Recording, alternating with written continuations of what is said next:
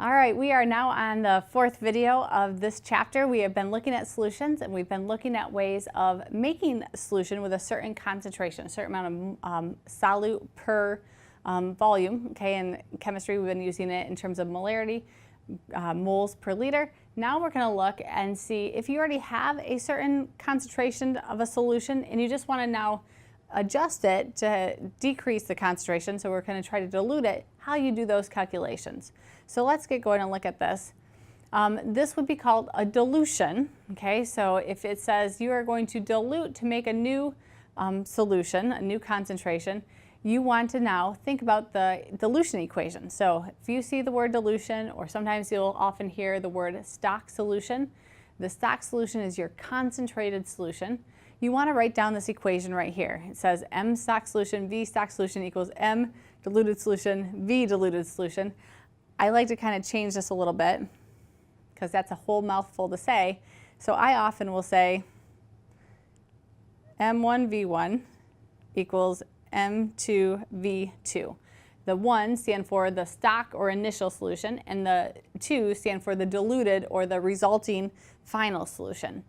All right, when you look at this, let's just also look at what's going on. Okay, so you're taking some of this very concentrated solution and now you're adding water to it. So the volume increases now, okay? And now you have a new solution and the concentration should be less.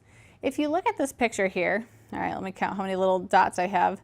1, 2, 3, 4, 5, 6. All right, there's 6 dots. Okay, those are representing the solute.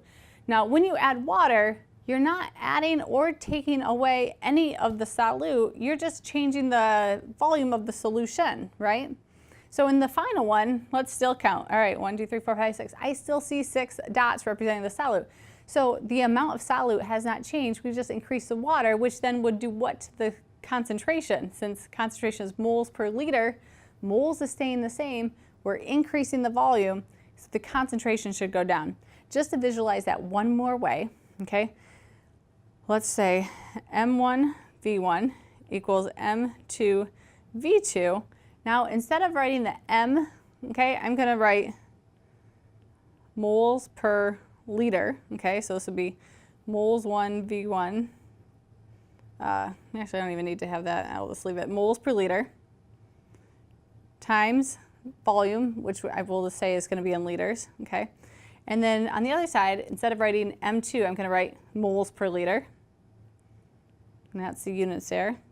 And then this is all times V2, which also is in units of liter. So let's just look at what happens with the units when we're doing this.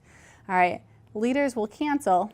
And what we're basically saying is the moles initially are equal to the moles in the end.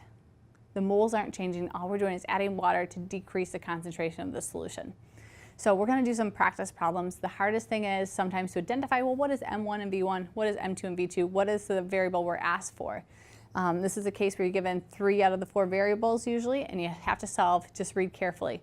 I'll help you with a couple little things that kind of tend to help.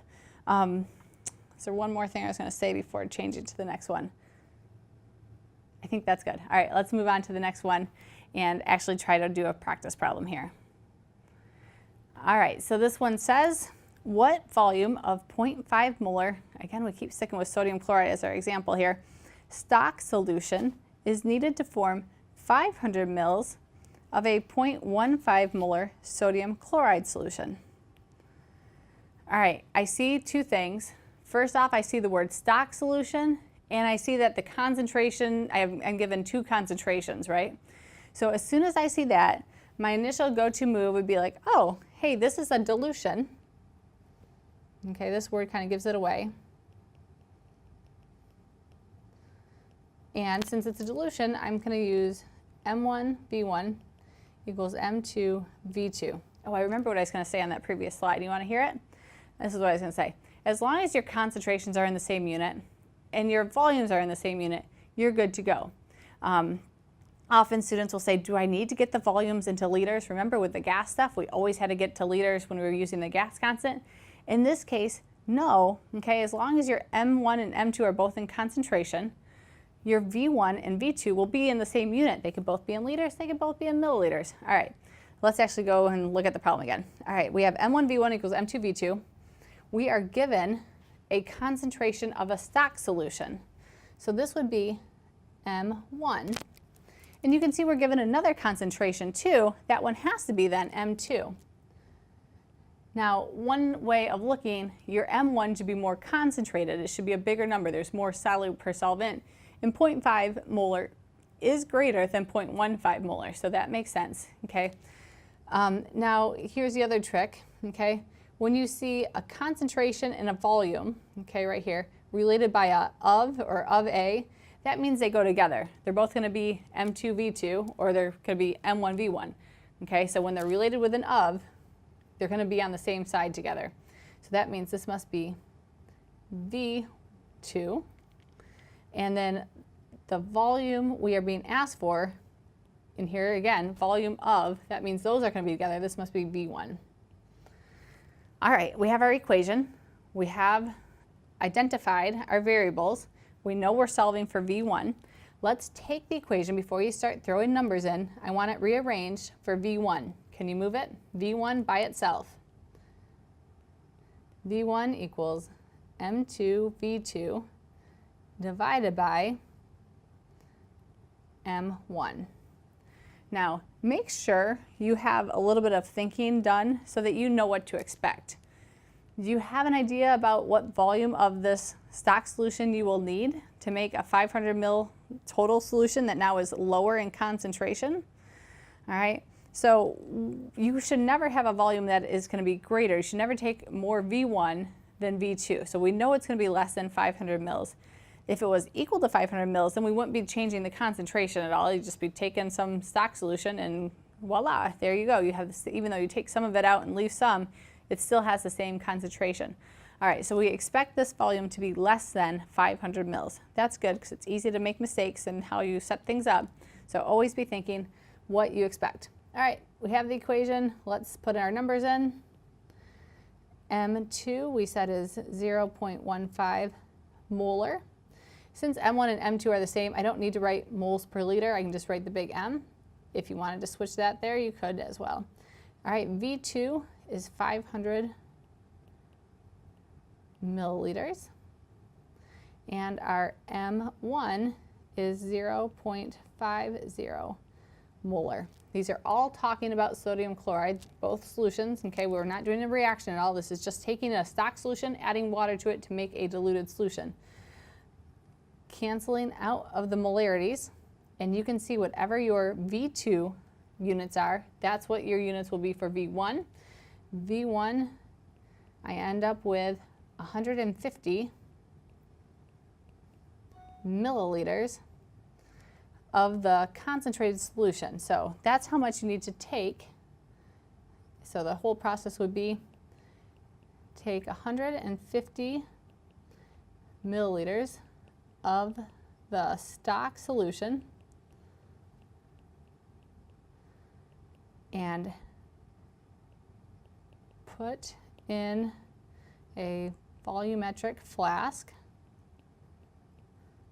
then bring total volume up to 500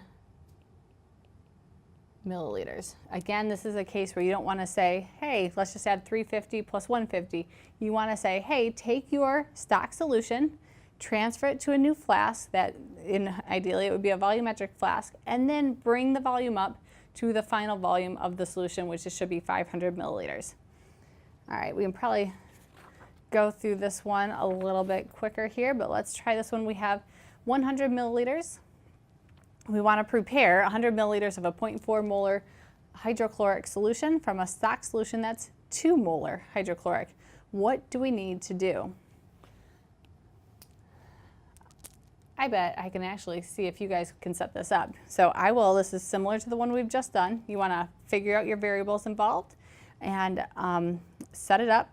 What variable are you solving for? And then describe, don't just tell me the volume, but I want you to actually write what you would need to do to make this new solution. So let's just take a couple second break. You can pause and come back with the answer.